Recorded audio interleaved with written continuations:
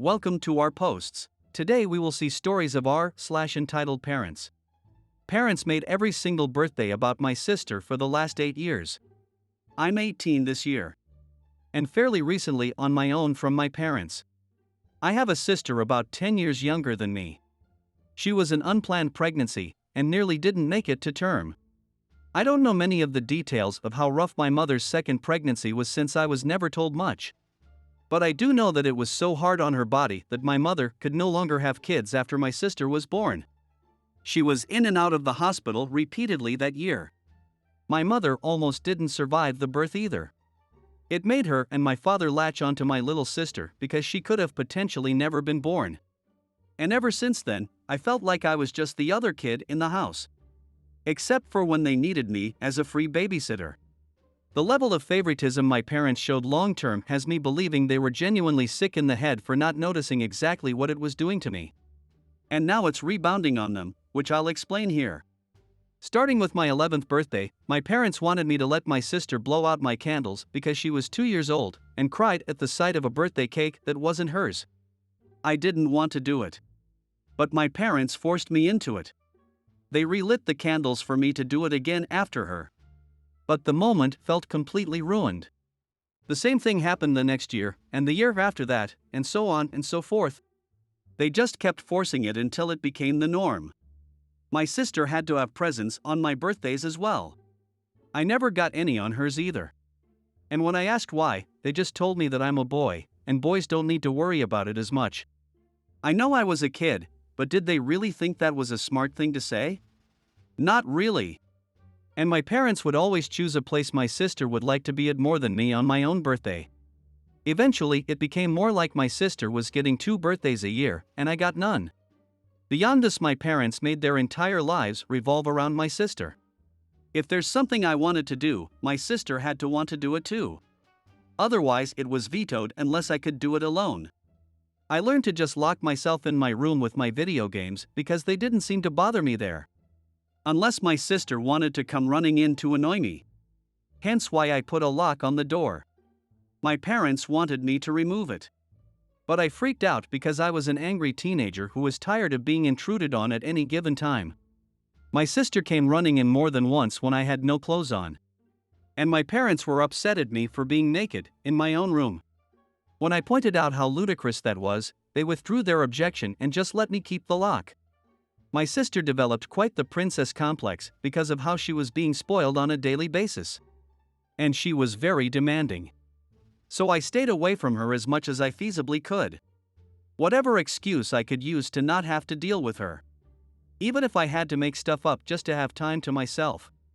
My parents hired a teen girl babysitter and I got more personal time. And then the babysitter quit because my sister wouldn't listen to her and my parents tried to keep from paying by saying she did a bad job. The girl got some other people involved and my parents finally paid her what they owed her. Then they hired another girl to babysit on the regular. And this one stayed. But my parents still made it clear that I was to be watching my sister any day I had free. Which I went out of my way to make busy at my part-time job if I could. My sister treated me as her personal butler and ordered me around. She even had a stupid nickname for me she wouldn't stop using. Just hearing that nickname makes my blood boil. And if I didn't give her everything she wanted, she'd cry and call our parents. And then I'd be in trouble for mistreating her. We had many massive arguments because of this. And after I refused to yield anymore, my relationship with my parents devolved into barely any words spoken between us for some time. And yet, during my high school graduation, they had the nerve to brag to other parents that they were the reason I worked so hard. Well, they weren't wrong. But the reason they were thinking of was not the one that actually happened. I worked hard just biding my time for when I'd be free.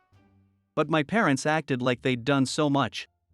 Maybe they did before my sister was born. But afterwards it was all about her. They didn't even ask me about school until parent-teacher conferences came up. I graduated with a B and C average. And after my graduation my parents just took me to some place where my sister would always have more fun than me, even though the trip was supposed to be for me.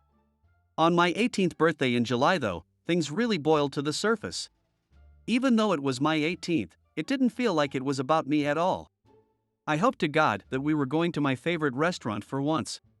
But no, they had the party at the local knockoff Chuck E. Cheese, which is the only place like it nearby to us. So it was the de facto celebratory destination whenever anything big was achieved, including my high school graduation. I did say it was a place my sister would enjoy more than me. I was surrounded by kids half my age having parties. And I was so bored with nothing to do but eat mediocre pizza and play claw machines and dated arcade games for tickets to cheaply made prizes that brought me no joy. Then when it was time for cake, my parents came out with one that was pink with white flowers on it. Sure, it had my name on it. But it was very obviously not a boy's cake, and there was only 10 candles. My parents lit the candles and set it right in front of my sister to blow out. That's when it finally happened. I just had this mental moment of all the pent-up hate mentally flashing before me, and then I just started ugly crying. I, an 18-year-old boy, was crying in front of the whole family. Everyone was so shocked that time seemed to just freeze. I got up and all of the stuff I'd been holding in for the past 8 years just spilled out like word vomit. The entire family got to be witness to this event. And when it was finally over, I just walked outside to sit by the family car. Several relatives trailed out after me to say they were sorry and that they didn't know about the pink cake because my parents kept it covered till it was served. I said it didn't matter that they didn't know. They all sat back and watched as my life was taken over by Little Miss Sunshine for the past 8 years. I had no real birthdays or celebrations of my own. They were all about her. And then, on the biggest birthday of my life, they all expected me to just smile and nod like always while they handed my sister a cake that was entirely meant for her when it wasn't even her birthday. Some of them started giving me apologies. But they made the excuse that all this time they just thought I was okay with it because my parents said I was. I told them I was never okay with it. And my parents forced it on me every year till I just pretended to accept it. I spread my arms out and said to look where we were. Does it look like the place I wanted to celebrate my graduation and 18th birthday? No one even tried to stick up for me all this time. I'm just the other kid while my sister gets everything. I didn't even get to have any of my friends there because my parents stopped letting me invite them long ago after they tried to voice their opinions over my sister getting to blow out my candles. There are 365 days a year, and was it so bad to want one that was about me and not her? Instead, I'm treated like the greedy entitled brat for wanting my own birthday. Then I just went back to ugly crying. My father came outside by that point to yell at me for making such a huge scene. Because my mother was crying too, my sister was upset because I ruined her moment, and now everybody in there who saw thinks they're bad parents. I ended up yelling at him that they are bad parents, and he should know exactly why. Well, after I said that, the rest of the family descended on him like a pack of wolves. Better late than never, I suppose. But I'd never seen anything like it before. My father was practically backed right up to the restaurant front door. And then most of the crowd flooded back inside with him to have it out with my mother too. My grandparents stayed with me and apologized for having their eyes shut so tight for so long. I don't know what was said to my parents in the restaurant. But it was roughly a half hour before they came back out. And when they did, they looked incredibly defeated. My mother was still sniffling after crying so hard, and neither of my parents could look me in the eyes. They both awkwardly apologized for what they did. And then offered to redo the party elsewhere. But that wasn't really enough for the crowd. One of my uncles ahemed, rather loudly, and my parents said they'd never make me let my sister blow out my candles again, or give her presents on my birthday, or make any part of it about her. There was another ahem, and my parents also apologized for getting a cake that was obviously not even meant for me. And that they just felt like I wasn't worried about cake anymore at my age. Oh boy, was that the wrong thing to say. I became furious all over again, and yelled at them that my age was irrelevant. They'd literally given my birthday to my sister, and had no good reason as to why, and they knew it. Then I said there was no point in redoing the party because it's too damn late. They clearly showed that I mean nothing to them. They ruined 8 years of my life till I became an adult. What future birthdays with them could I possibly look forward to? Well, my father started to get angry at me for saying that. But when the entire family yelled at him, he shut up. My grandfather told him I'm exactly right. And there is no possible way they can undo the damage done now. He said my parents were awful people, played favorites, and treated me like a black sheep ever since my sister was born. And what's more, they were all awful themselves because they just let it happen too. And I'm owed far more than an apology. I was owed my life back. My mother broke down again and tried to come closer to me while crying my name and apologizing. But I refused to let her anywhere near me. And half the family body blocked her from getting close. I just said I couldn't take this anymore and started to walk away. One of my aunts chased me down and brought me back. I could hear multiple family members yelling and cussing at my parents over what happened. But I was so upset, I couldn't even feel happy for any bit of justice after all this time. Also, where was my sister when this was all going on? She was still in the restaurant all by herself eating cake and ripping open presents that were there for me. And if anyone was wondering, yes, my parents served her some cake after I cried and walked out. You'd think doing that wouldn't be their primary focus in the moment. But they were called out on it later. My grandparents got me to calm down and sit in their old minivan while everyone else cleared out the party. My sister threw a huge tantrum after being caught opening my presents. One of which was a brand new smartphone that she threw against the wall and broke because she wasn't allowed to keep it. She literally just got a brand new phone on her own birthday a few months earlier. I ended up being so upset that I was ranting that I never wanted to celebrate my birthday again. And my grandparents let me stay the night over at their house. When I came home, I still didn't speak to my parents. My mother just kept crying because I wouldn't talk to her. And my father was as closed-mouthed as me. The following weekend, my grandparents convinced me to go with them out to dinner.